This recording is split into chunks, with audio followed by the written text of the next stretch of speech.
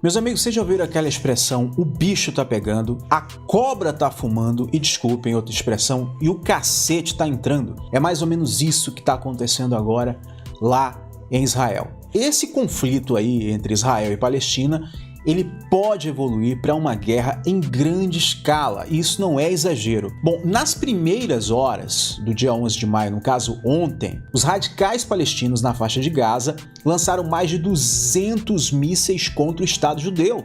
O impasse ali entre Israel e palestinos, que se intensificou agora nesses últimos dias, pode se transformar em um conflito militar de grande escalada. E não é somente eu que estou observando isso. A situação ela não é mais simples como era antigamente. Os riscos são extremamente altos, né? É um cenário extremamente alarmante e até mesmo perigoso. A última espiral do confronto árabe-israelense pode evoluir sim para uma guerra de escala global, com muito mais atores, países, enfim, envolvidos. Dadas a grande variedade de fatores, ninguém sabe exatamente como isso pode acabar. Eu ressalto que esse conflito ele não está retrocedendo, ele só está crescendo. Em ambos os lados, esse processo de formação das instituições de poder ainda está em andamento, o que causa uma influência particularmente danosa na situação.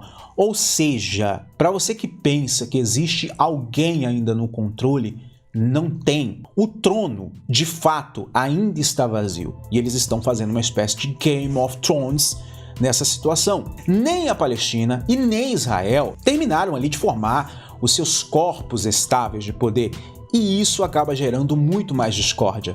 O número de diferentes partes do conflito é bastante grande. A polarização e a beligerância, ela vai além da questão religiosa. Não é apenas um impasse entre dois atores rivais. É muito mais complicado do que isso e pode se envolver aí outras nações no meio. Voltando a falar sobre esse conflito internamente, a juventude palestina claramente segue a sua própria política. E qual é a política que eles estão seguindo? O ódio total a Israel. Isso cria uma situação em que estão todos muito ansiosos e ali desejosos para poder marcar os seus pontos. Eu me refiro aos pontos políticos e religiosos nesse conflito. Eu acredito que para amenizar esse confronto é fundamental ali que ambas as partes rivais consigam dialogar de certa forma. No caso, me refiro aos poderes políticos e religiosos. Mas isso vai acontecer? Caso contrário, o que pode se seguir aí vai ser uma repetição 10 vezes pior da situação que vimos em 2014. Para quem não se lembra, foram um pouco mais de 2 meses, se eu não me engano, onde Israel realizou uma operação que eu não me lembro o nome agora, acho que é a Perspective, não lembro. Enfim, resumindo, as forças terrestres ali de Israel foram então transferidas para os territórios palestinos e, desculpa a expressão, a merda estava feita. Eu também acredito que os atores estrangeiros podem desempenhar um papel estabilizador muito importante. Eu tô falando aqui como analista geopolítico, não tô entrando ainda em escatologia não, beleza? Estou falando como analista geopolítico. Enfim, é bem possível que algum grupo de potências, digamos a Rússia, alguns países europeus, ou todos, a União Europeia, enfim, o Reino Unido, os Estados Unidos e até mesmo a Turquia, tomem medidas ali para tentar pacificar e colocar a situação sob controle. Existe sim alavancagem suficiente para isso. Por exemplo, recurso financeiro. Os palestinos não podem existir de forma autônoma, e é por isso que eu digo que, geopoliticamente falando, é possível uma intervenção pacificadora de fora. Resta saber se essa intervenção pacificadora externa vai fazer isso em busca da paz ou para, de fato, estabelecer ali os seus interesses. E nisso pode acontecer, agora entrando um pouquinho em escatologia, pode acontecer nesse momento a chegada daquele que vai propor um acordo de paz real. O único que vai propor esse acordo de paz é aquele que nós chamamos de o anti-messias. Mas enfim, de qualquer forma, depende exatamente de uma forte ajuda do exterior para a gente acalmar os ânimos, pelo menos no sentido não escatológico, ok? As tensões ali entre israelenses e palestinos, elas começaram a piorar muito ali em meados do mês de abril, mais ou menos, Aí já no dia 7 de maio, confrontos entre a polícia da fronteira dali israelense, do lado de Israel, com palestinos chegaram a ocorrer em 2 locais locais na Jerusalém Oriental, no Monte do Templo e em Sheikh Jarrah, que é um bairro ali onde só tem palestino. Inclusive, fizeram uma operação ali que eu achei ridículo. Pela aplicação da lei, eles expulsaram do bairro várias famílias árabes. É claro que os árabes não agiriam com carinho se fossem israelenses ali no lugar deles. No entanto, eu acredito que o que fizeram com essas famílias árabes não foi correto. Isso desencadeou protestos da população local, né, confrontos extremamente odiosos que continuaram inabaláveis desde o final de abril. Olha a merda aí que isso deu. A mídia palestina chegou a dizer que a polícia usou a força para poder fazer os paroquianos saírem da mesquita de Al-Aqsa.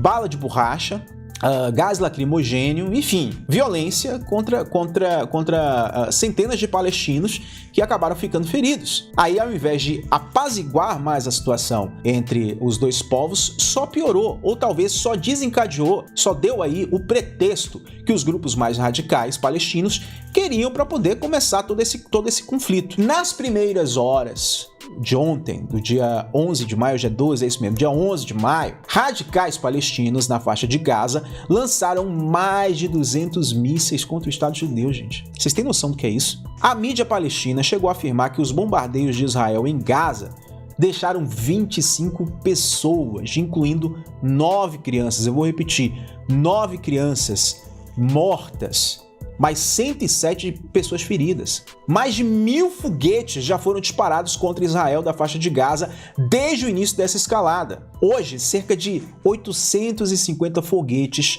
cruzaram a fronteira israelense, né? E como eu disse anteriormente, 200 pousaram ali na faixa de Gaza. E a gente pode ver aí o início, ou o pretexto para se dar início a algo muito mais assustador a nível global. Para quem acredita em sinais proféticos, como eu, só a nível de informação, segundo um rabino israelense chamado Lazer Brod, acho que é assim que pronuncia, Lazer Brod, uma coisa assim. Os últimos acontecimentos em Jerusalém apontam para a chegada eminente do Messias segundo as profecias talmúdicas e da Torá. Engraçado, né? A abordagem dele vai de encontro a várias interpretações escatológicas de teólogos cristãos em todo o planeta. Só que, para os judeus, o Messias ainda vai chegar. E para nós cristãos, o Messias vai retornar. Deixa eu ler aqui para vocês o que foi que ele disse. Abre aspas aí. Parece que a chegada do Messias é iminente. 3 horas atrás, 7 foguetes do Hamas disparados de Gaza caíram nas proximidades de Jerusalém. Mais de 40 foguetes foram disparados no sul. Aqui em Asdod e em todos os locais ao sul, as escolas e todas as reuniões públicas estão restritas até novo aviso. O mundo, incluindo os Estados Unidos, está alinhado contra nós, com a Turquia e o Irã prometendo seu apoio ao Hamas. Os agitadores árabes no Monte do Templo acabaram de iniciar um incêndio, e isso é suficiente para fazer o mundo muçulmano gritar pela jihad. Os aviões a jato estão voando sem escalas e ninguém aqui sabe o que acontecerá nas próximas horas. Agora, o que me chama mais atenção foi uma coisa que ele disse.